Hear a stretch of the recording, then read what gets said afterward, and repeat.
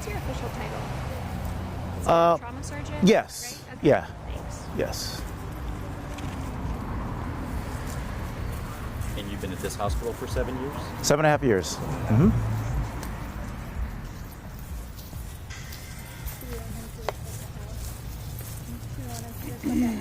Yeah, I can send that. Okay. You're not blocking anybody. When we begin, no matter who answers or asks the questions, you can just look at these two reporters, so you just look in the middle. That way you're not. Oh, okay. So I'm not bouncing around? Okay.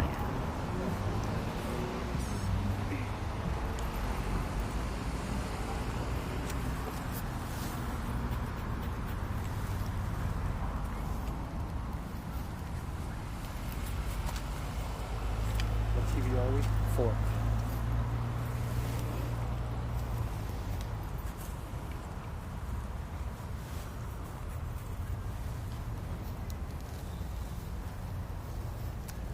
And Dr. Moore, we're all going to be live streaming, so if you wouldn't mind maybe like introducing yourself and then just starting with the latest you can tell us, and then we'll start asking you questions if that works for you.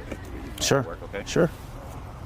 What information do you need about myself? Just say your name and, Oh, okay. and your title, and that's it. Name that's going through. Okay. And we'll give you the kind of the go ahead.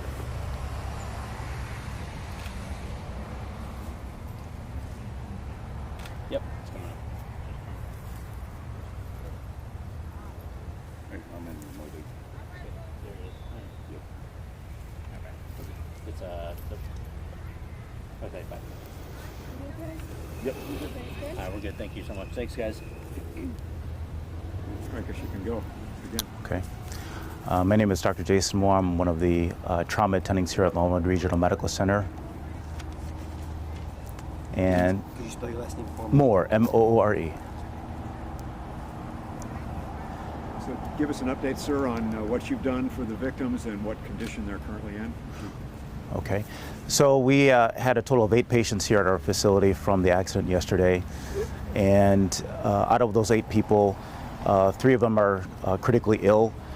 Another 3 are seriously ill, and 2 of the other patients are in good condition. As far as how those patients are today, one of those patients will be able to leave the hospital, who's in good condition. The other one is having an operation today. For the other serious patients, one of them is having an operation today, and for the other critically injured patients, 2 of them are also having procedures done today. There's a total of 3 victims that are having surgery today. Yes. Can you talk about the impact this has had on the hospital? You know, how you guys have rallied around to deal with the crash? It's been a positive experience in terms of seeing how well not only the hospital can mobilize its resources, but also seeing how people can come together in a time of crisis and tragedy, and just put their own needs and everything aside to do the greater good for patients. People staying behind for a few extra hours after their shifts are over, seeing how people can just do the little things that make a difference in the long run. As far as getting extra bandages or grabbing extra monitors, anything that we typically don't need on a day that's not as busy. We see people doing a lot more of these last couple days. Would you say that some of the victims have life-threatening injuries? That is correct.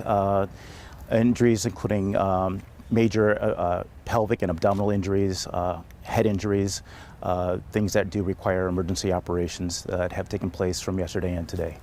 How many operations have taken place?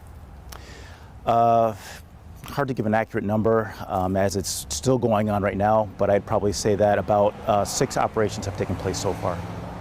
Yesterday, the police told us that a couple of the patients had to be on ventilators. Is that still the case? That is still the case. One of them is vented. We were able to remove one patient from the ventilator successfully earlier today. Take us back to yesterday when this crash first happened, when everybody was transported to the hospital here. Was it an all hands on deck type of operation? Can you walk us through that? It was all hands on deck. From the minute we heard that we were receiving multiple patients, all of us just started to go down to the emergency room and we mobilized ourselves into different rooms, anticipating where we would have different patients.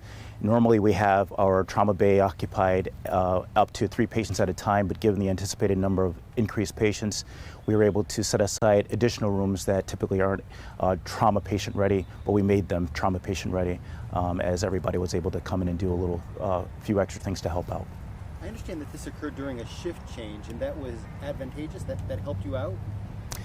It, I guess it did. The amount of staffing that was available. Yeah, we did have that benefit of having the trauma at a time where we were doing our sign out, which typically occurs at 8 a.m. every day. And we had the people who were there from the night before, as well as the people who were being there for the day shift yesterday. And everybody's remained around for an extra few hours. So that allowed you to have, is it fair to say, twice as many as you might have had if you were in the middle? Not necessarily twice as many, but enough to help continue with resuscitating multiple patients. Was that a factor in saving lives? Do you think? I don't think it was a factor at all, but it was just another way that people just came together when it was necessary to help out in a severe time of need. Would you say that all the victims are expected to survive, or is it questionable you might lose others? All victims are expected to survive, those who were brought here.